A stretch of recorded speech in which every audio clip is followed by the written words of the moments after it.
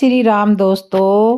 कैकेयी ने सीता माता को मुंह दिखाई में क्या दिया था, जानिए। सीता माता की मुंह दिखाई। राजा दशरथ के चारों बेटों का विवाह राजा जनक की बेटियों से हुआ था। विवाह के बाद जब वे अयोध्या लौटे तो राजा दशरथ की तीनों पत्नियों ने सबसे बड़े बेटे राम की पत्नी सीता को अलग अलग आभूषण भेंट किए, अलग अलग उपहार दिए। तो जानिए क्या क्या दिए। तो जानते हैं कि बाद में जिन महारानियों के कारण माता सीता को वन भटकना पड़ा, उन्होंने उपहार में क्या दिया था। राम मंदिर अयोध्या में रामलला की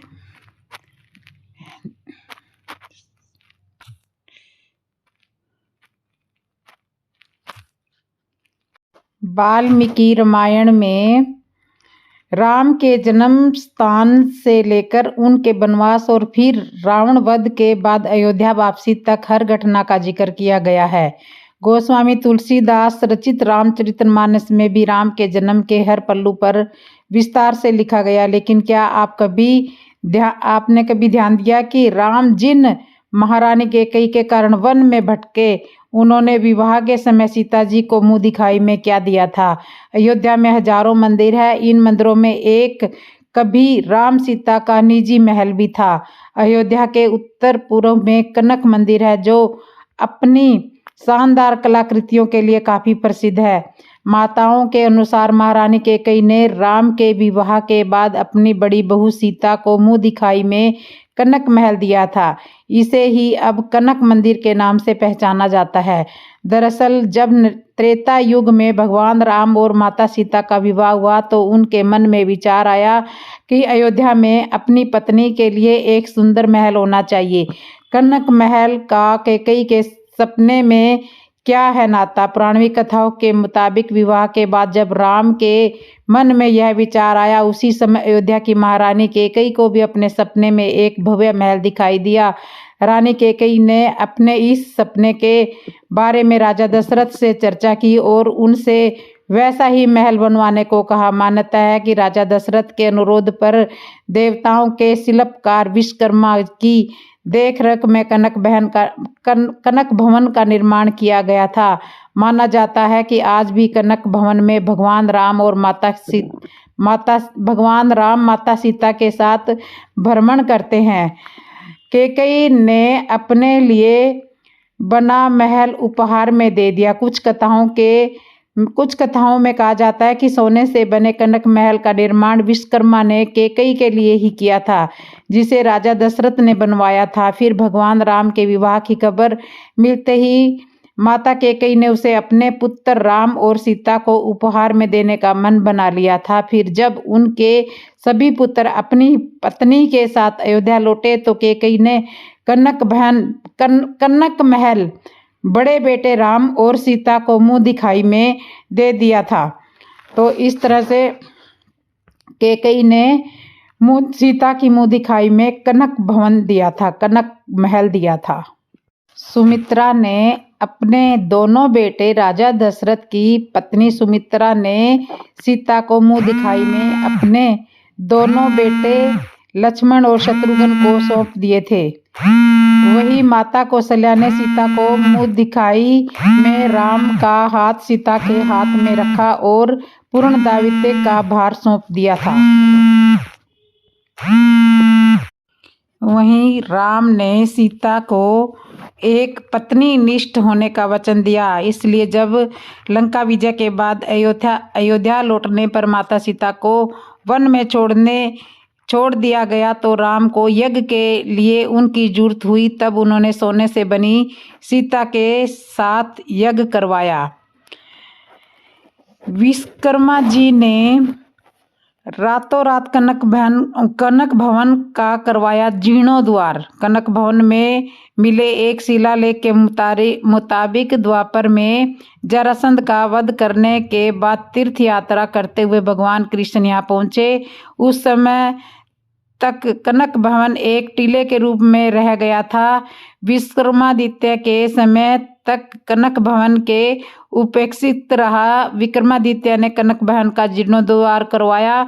कहा जाता है कि विक्रमादित्य ने कनक भवन से ही विक्रमी संवत शुरू की थी। इससे पहले यहाँ सम्राट समुद्रगुप्त के भी आने का इतिहास मिला है। ओरछा की महारानी के बाद में दिया भव्य स्वरूप। 16वीं शताब्दी ईस्वी के आखिरी समय में गोस्वामी तुलसीदास के समय कनक भवन अच्छी स्थिति में था। 19वीं शताब्दी के अंत तक कनक भवन पर फिर से गर्द चढ़ गई थी। फिर अयोध्या के वशिष्ठ कहे जाने वाले पंडित उमापति त्रिपाठी और उनके शिष्यों ने इस स्थान का फिर से जीर्णोद्धार कराने का अभियान शुरू किया।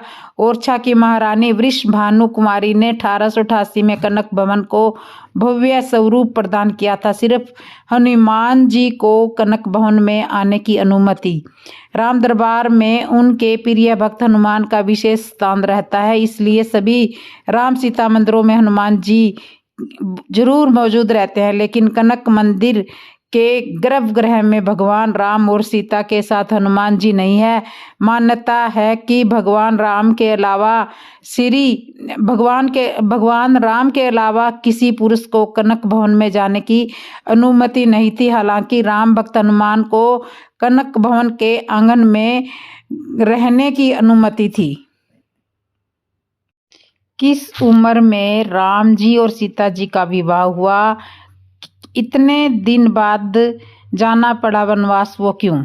भगवान राम और सीता का जीवन कई उतार चढ़ाव से होकर गुजरा। अपने पति राम का साथ निभाने के लिए जनक दुलारी ने 14 साल तक वन में भटकी और फिर रावण की लंका में भी कई दिन दुख में बिताए। अयोध्या का कई दिन दुख में बिताए। तो इस दौरान पूरे देश का माहौल राममय हो गया था।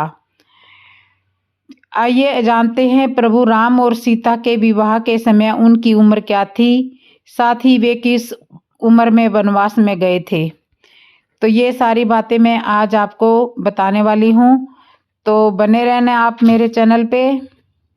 राम और सीता की उम्र में 9 साल का अंतर था। करोड़ों लोगों के आराध्य भगवान राम और सीता के पूरे जीवन को लेकर रामचरितमानस और वाल्मीकि रामायण में वर्णन मिलता है। इन ग्रंथों के अलावा भी भगवान राम को लेकर कई प्रकार की दंत कथाएं और ग्रंथ है। रामचरितमानस और वाल्मीकि रामायण में भगवान राम और माता सीता के विवाह, उनके वनवास पर जाने की उम्र और स्थितियों के बारे में काफ़ी कुछ वर्णन मिलता है।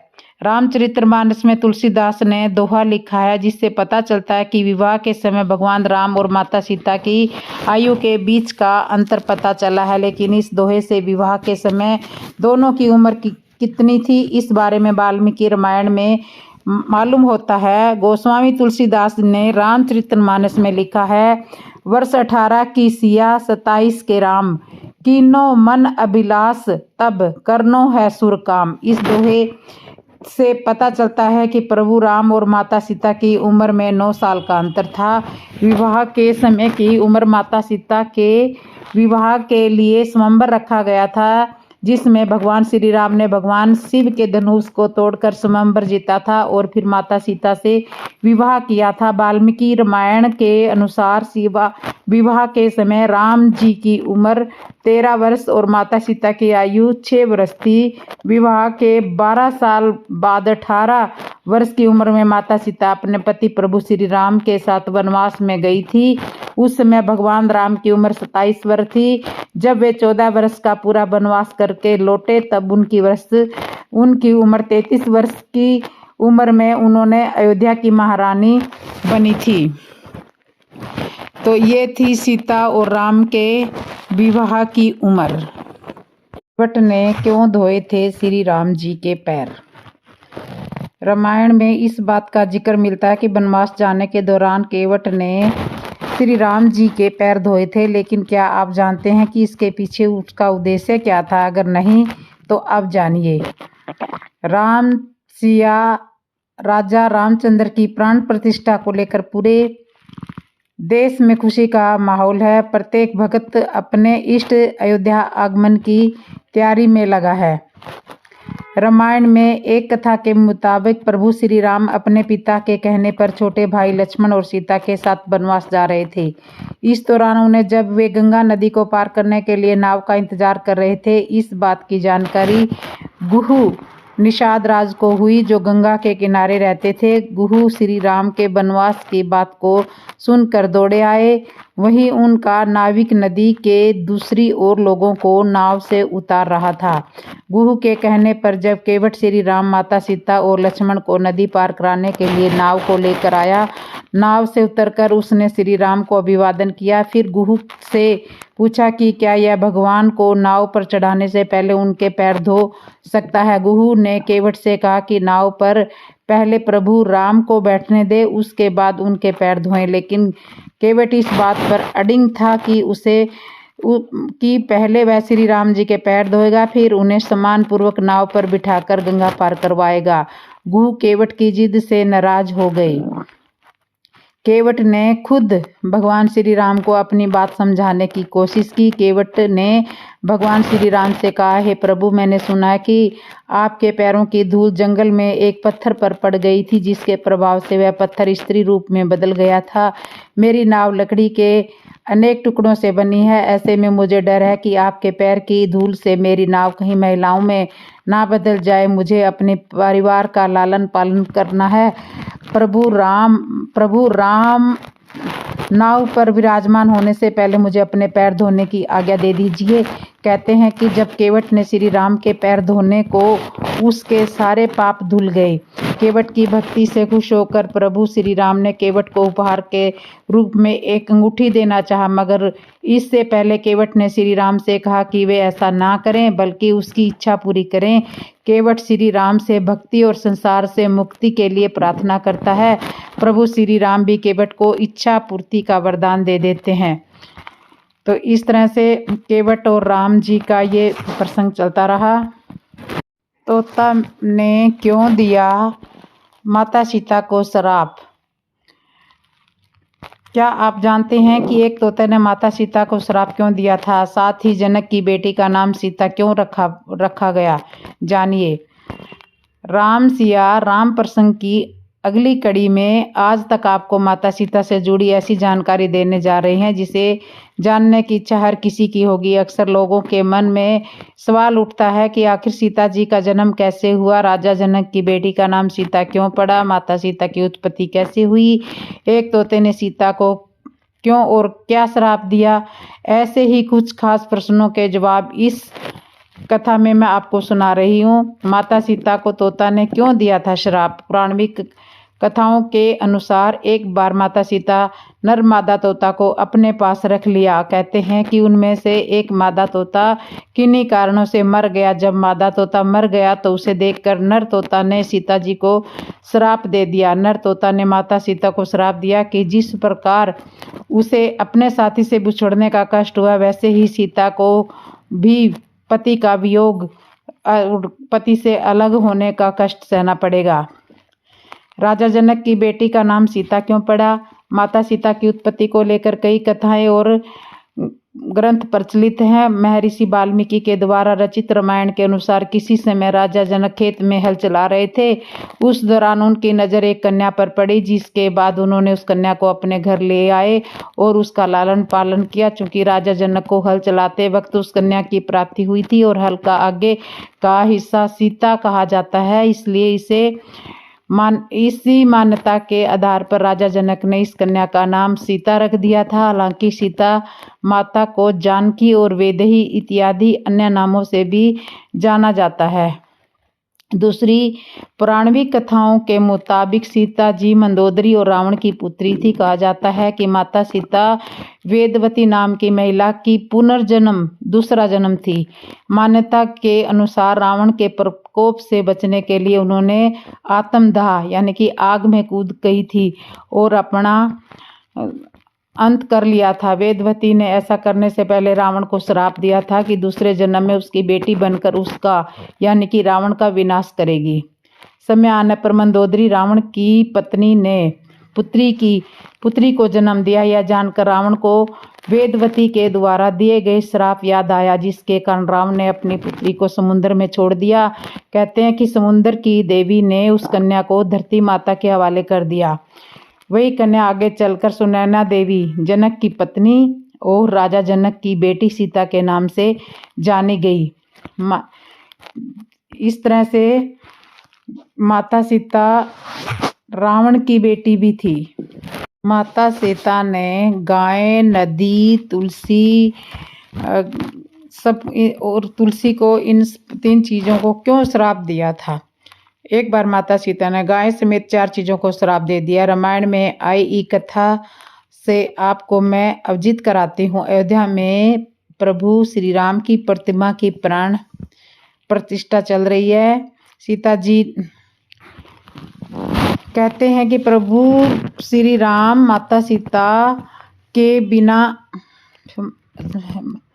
कहते हैं कि प्रभु श्री राम माता सीता के बिना अधूरा है। सीता जी के एक कुशल जीवन साथी के तौर पर हमेशा उनका साथ दिया। यहाँ तक कि माता सीता ने 14 वर्ष के वनवास के दौरान प्रभु श्री राम का साथ दिया। वैसे तो सीता माता से जुड़े कई किस्से और प्रसंग शास्त्रों में वर्णित है, लेकिन आज मैं आपको राम सिया के अगली कड़ी में मैं आपको बता रही हूँ सीता जी ने गाय समेत फल्गु नदी, केतकी फूल को श्राप क्यों दिया। माता सीता ने गाय समेत 3 चीज़ों को श्राप दिया था। उसके बारे में एक बहुत ही रोचक कथा है। वाल्मीकि रामायण के मुताबिक यह कथा श्री राम के पिता दशरथ के पिंडदान से जुड़ी हुई है। दरअसल श्री राम अपने पिता का श्राद्ध करने के लिए बिहार जिले में गए थे। पितृकर्म से जुड़े सामान को लाने के लिए श्री राम निकले, परंतु दोपहर पिंडदान का समय हो चुका था, वो नहीं लौटे थे। तब माता सीता ने विधिवत श्राद्ध पूर्ण किया, जिसके साक्षी वटवृक्ष यानी कि बरगद का पेड़, फल्गु नदी, गाय और केतकी के फूल बने थे। प्रभु श्री राम जब लौटकर आए तो सीता ने उन्हें श्राद्ध के क्रम की पूरी बात बताई। तब राम ने सीता जी से इसका साक्ष्य मांगा, परिणाम मांगा कि मैं कैसे मान लूं कि आपने श्राद्ध कर दिया है। तब राम जी ने इसका परिणाम मांगा, जिसके बाद सीता जी ने फल्गु नदी, वटवृक्ष, गाय और केतकी के फूलों को गवाही देने के लिए बोला। कहते हैं कि बरगद के पेड़ को छोड़कर सभी ने झूठ बोल दिया। कहा जाता है कि बाद में दशरथ जी ने दिव्यवाणी से माता सीता के पक्ष में बात कही। कहते हैं कि इसके बाद माता सीता ने फल्गु नदी, केतकी के फूलों और गाय को श्राप दिया। माता सीता के श्राप के प्रभाव से गाय जूठा खाने वाली कहलाएगी। फल्गु नदी जल विहीन, बिना जल के हो गई, जबकि केतकी का फूल भगवान की पूजा में वर्जित हो गया। वही सच बोलने के कारण वट वृक्ष की पूजा आज भी की जाती है। तो ये थी सीता जी ने जिनको श्राप दिया था। श्री राम को समय यह मालूम था कि वो श्री भगवान का अवतार है? बिल्कुल नहीं। श्री राम जी को नहीं पता था कि वह समय भगवान का अवतार है। सोचने वाली बात है कि अगर श्री राम जी अंतर्यामी होते तो उन्हें यह सब पता ही होता। सीता जी को कौन उठा के ले गया श्री राम को नहीं मालूम। सीता जी को कहाँ ले गया श्री राम जी को नहीं मालूम। लक्ष्मण जी को मूर्छा भंग करने के लिए बूटी कहाँ मिलेगी श्री राम जी को नहीं मालूम। रावण कैसे मरेगा श्री राम जी को नहीं मालूम। 2 छोटे छोटे बच्चे लव और कुश को मारने के लिए पूरी सेना भेज दी, वो किसके बेटे हैं श्री राम जी को ये भी नहीं मालूम। जिन्हें सोने के हिरण और असली हिरण का फर्क समझ में नहीं आए, वो कैसा अंतर्यामी। वो तो अंतर्यामी भगवान कौन है? यह सवाल अधिकतर मन में आता है कि भगवान राम एक है, ब्रह्मा विष्णु महेश भगवान कैसे हो सकते हैं? यह तो 3 है, परंतु इनकी उत्पत्ति हुई है। भगवान तो एक ही होता है जो सबकी उत्पत्ति करते हैं। उनकी ब्रह्मा विष्णु महेश की उत्पत्ति कैसे हुई? आखिर भगवान को एक ही है। वह भगवान कौन है? कैसे प्राप्त होगी? उनकी क्या विधि है? क्या साधना है? सबके मन में एक सवाल होता है कि भगवान एक है, परंतु हमें यह नहीं पता है कि कौन है। वेदों और शास्त्रों में उस भगवान के बारे में जानकारी है। आइए हम अपने सदग्रंथों के माध्यम से जानने की कोशिश करते हैं। इसके लिए आप एक किताब का भी सहारा ले सकते हैं जो कि बिल्कुल वेदों के आधार पर बनाई गई है और वेदों से 100% मिलता है। इस किताब के बारे में हम बात कर रहे हैं, उसका नाम है ज्ञान गंगा। इस पुस्तक को आप गूगल पर सर्च करके डाउनलोड भी कर सकते हैं और इस किताब को आप अपने घर बैठे मंगवा सकते हैं। इसके लिए आप अपना नाम, पूरा पता, पिन कोड, नंबर बताइए। तो इस तरह से भगवान राम किसके अवतार हैं ये मैंने आपको बता दिया है। सीता माता धरती में क्यों समा गई? विष्णु के अवतार राम जो अयोध्या नगरी के राजा थे, उनकी पत्नी सीता थी। जब सीता माता को 14 वर्ष का वनवास हुआ था तब लंका के राजा रावण का हरण करके उसको ले गए थे। तो और वहां से लौटने के बाद राम भगवान ने उनकी एक परीक्षा भी ली थी जिसे अग्नि परीक्षा को पार किया था सीता जी ने। इस परीक्षा में भी सीता माता पास हो गई थी। फिर वह अयोध्या नगरी आ गई और राजा राम अयोध्या के राज सिंहासन पर बैठ गए और फिर वहां की जनता ने सीता को रावण के यहाँ रहने वाली एक दासी कहकर विरोध किया और राजा राम ने उनको सीता वनवास लगा के घर से निकाल दिया।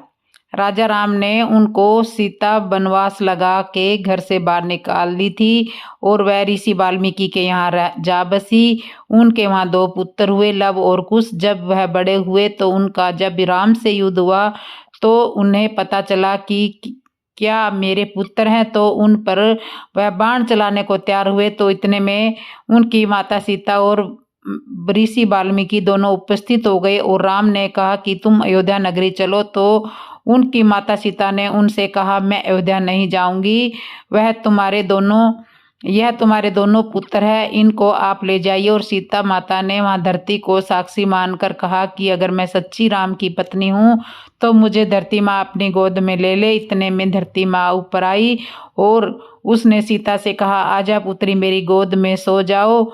तो वह उनकी गोद में सो गई और इस तरह से सीता माता धरती में समा गई।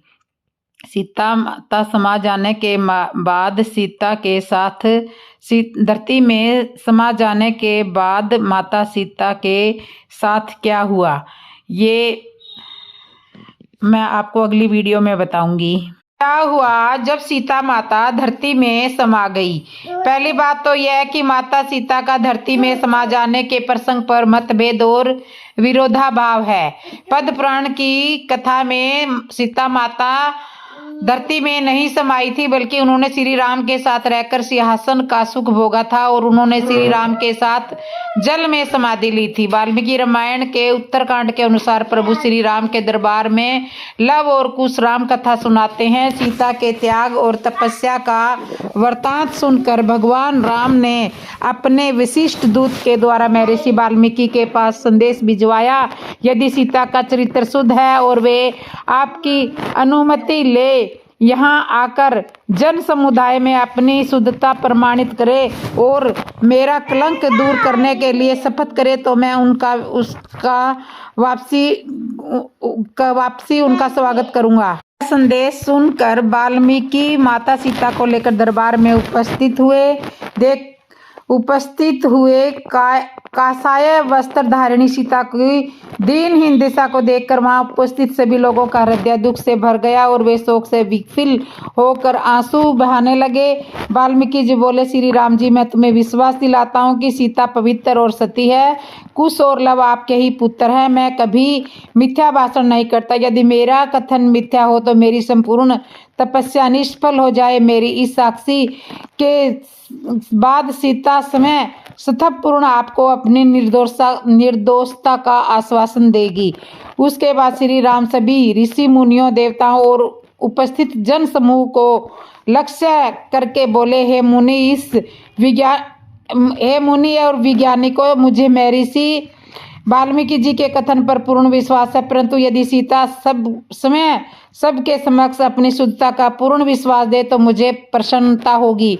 राम का यह कथन सुनते ही सीता माता हाथ जोड़कर नेत्र झुकाए बोली मैंने अपने जीवन में यदि रघुनाथ जी के अतिरिक्त कभी किसी दूसरे व्यक्ति का चिंतन न किया हो चिंतन न किया हो तो मेरी पवित्रता के परिणाम स्वरूप भगवती पृथ्वी देवी मुझे अपनी गोद में स्थान दे दो। सीता के इस प्रकार शपथ लेते ही सीता के लिए पृथ्वी फटी, उसमें से एक सिंहासन निकला, उसी के साथ धरती की अधिरात्रि देवी भी दिव्य रूप में प्रकट हुई। उन्होंने दोनों भुजाएं बढ़ाकर स्वागत पूर्वक सीता जी को उठाया और प्रेम से सिंहासन पर बिठा लिया।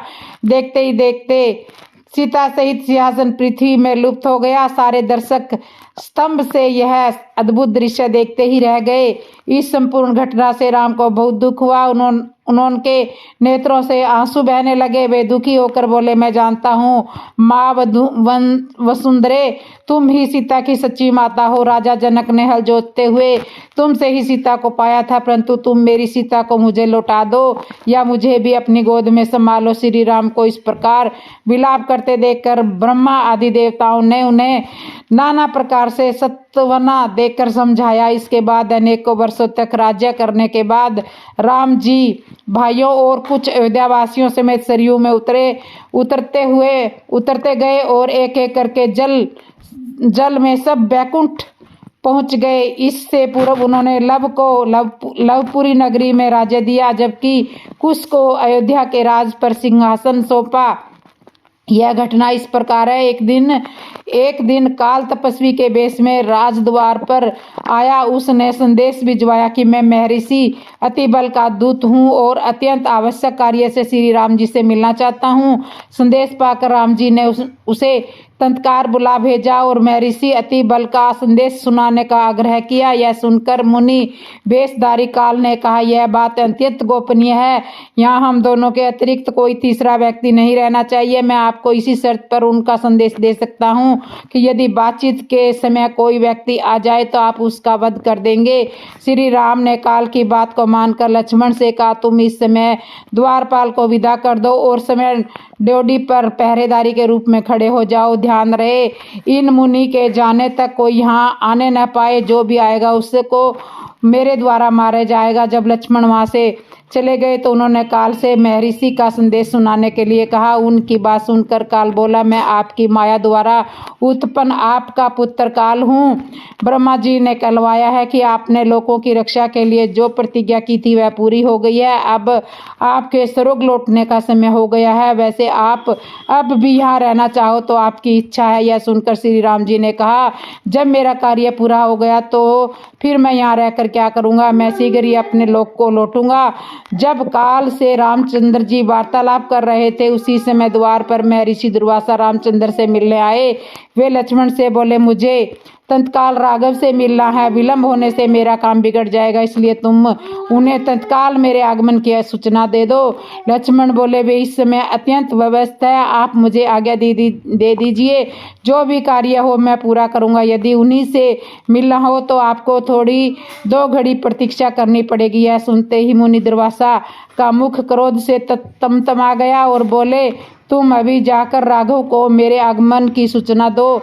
यदि तुम विलंब करोगे तो मैं श्राप देकर तुम्हारा समस्त रघुकुल और अयोध्या को अभी इसी क्षण भस्म कर दूंगा। ऋषि के क्रोध युक्त वचन सुनकर लक्ष्मण सोचने लगे, चाहे मेरी मृत्यु हो जाए लेकिन मैं अपने वचन से नहीं गिरूंगा। यह सोचकर उसने रघुनाथ जी के पास जाकर दुर्वासा ऋषि के आगमन का समाचार सुनाया। रामचंद्र जी ने काल को विदा कर महर्षि दुर्वासा के पास पहुंचे। उन्हें देखकर दुर्वासा ऋषि ने कहा, रघुनंदन, मैंने दीर्घ काल तक उपवास करके आज इसी क्षण अपना व्रत खोलने का निश्चय किया है, इसलिए तुम्हारे यहाँ जो भी भोजन तैयार हो तत्काल मंगवाओ और श्रद्धा पूर्वक मुझे खिलाओ। रामचंद्र जी ने उन्हें सब प्रकार से संतुष्ट करके विदा किया। फिर वे काल को दिए गए वचन को स्मरण करके दुखी हो गए। राम दुखी देखकर लक्ष्मण बोले, प्रभु, यह तो काल की गति है, आप दुखी न हो। जो निश्चित होकर मेरा वध करके अपनी प्रतिज्ञा को पूरी करो। लक्ष्मण की बात सुनकर उन्होंने गुरु वशिष्ठ जी तथा मंत्रियों को बुलाकर उन्हें संपूर्ण वृत्तांत सुनाया। यह सुनकर वशिष्ठ जी बोले, राघव, आप सबको शीघ्र ही यह संसार त्याग कर अपने अपने लोक को जाना है।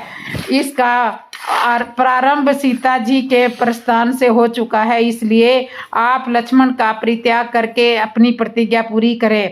प्रतिज्ञा नष्ट होने से धर्म का लोप हो जाता है। साधु संतों का त्याग करना उनके वध करने के समान ही होता है। गुरु वशिष्ठ जी की सहमति मानकर श्री राम ने दुखी मन से लक्ष्मण का परित्याग कर दिया। वहां से चलकर लक्ष्मण सरयू के तट पर आए। जल का आचमन कर हाथ जोड़कर प्राण वायु को रोक उन्होंने अपने प्राण विसर्जन कर दिए। इसके बाद श्री राम भी जल समाधि लेने के लिए आतुर हुए और उन्होंने भरत को राज्य सौंपना चाहता, लेकिन भरत ने इनकार कर दिया। भरत ने कहा, मैं आपके साथ जाऊंगा। प्रजाजन भी कहने लगे कि हम भी आपके साथ चलेंगे। कुछ क्षण विचार करने के बाद उन्होंने दक्षिण कौशल का राजा कुश को और उत्तर कौशल का राजा लव को सौंपकर उनका अभिषेक किया। कुश के लिए विंध्याचल के किनारे कुशावती और लव के लिए श्रावस्ती नगरों का निर्माण कराया। फिर उन्हें अपनी अपनी राजधानियों को जाने का आदेश दिया। इसके बाद एक दूतगामी दूत भेजकर मधुपुरी से शत्रुघ्न को बुलाया। दूत ने शत्रुघ्न को लक्ष्मण के त्याग, लव, कुश के अभिषेक आदि की सारी बातें भी बताई। इस घोर कुलशकारी वृत्तांत को सुनकर शत्रुघ्न अवाक रह गए। उसके बाद उन्होंने अपने दोनों पुत्रों सुबाहु और शत्रुघाती को अपना राज्य बांट दिया। उन्होंने सुबाहु को मथुरा और शत्रुघातु को विदिशा का राज्य सौंप कर तत्काल अयोध्या के लिए प्रस्थान किया। अयोध्या पहुंचकर वे बड़े भाई से बोले, मैं भी आपके साथ चलने के लिए तैयार होकर आ गया हूँ। यह सुनकर वहां उपस्थित सुग्रीव, विभीषण भी प्रभु के साथ सरयू में जाने के लिए तैयार हो गए, लेकिन श्री रामचंद्र जी ने विभीषण को रोक दिया। विभीषण को कलयुग की संधि तक जीवित रहने का आदेश दिया। अगले दिन प्रातः काल होने पर धर्म प्रतिज्ञ श्री रामचंद्र जी ने गुरु वशिष्ठ जी की आज्ञा से महाप्रस्थानोचित सविधि सब धर्म कार्य किए। उसके बाद पीताम्बर धारण कर हाथ में कुशा लिए राम ने वैदिक मंत्रों के उच्चारण के साथ सरयू नदी की ओर प्रस्थान किया। नंगे पैर चलते हुए वे सरयू नदी के तट पर पहुंचे। उनके पीछे सारा नगर था। इस समस्त समुदाय में कोई भी दुखी उदास नहीं था, बल्कि सभी इस प्रकार से प्रफुल्लित थी जैसे छोटे बच्चे मन चाह खिलौना पाने पर प्रसन्न होते हैं। श्री रामचंद्र जी ने सभी भाइयों के साथ में आए जन समुदाय के साथ में पैदल सरयू नदी में प्रवेश किया। आकाश में स्थित सभी देवता उनकी स्तुति का गान करते थे। प्रभु के पीछे जिसने भी सरयू में डुबकी लगाई थी वह शरीर त्याग कर परम धाम का अधिकारी हो गया। तो इस तरह से ये कथा मैं आज संपूर्ण करती हूँ। आपको मेरी कथा कैसे लगी कमेंट में बताना। जिसने भी मेरे चैनल को सब्सक्राइब नहीं किया, सब्सक्राइब करना, लाइक करना, कमेंट करना और बेल आइकन बटन तो जरूर दबा लेना। बोलो जय श्री राम।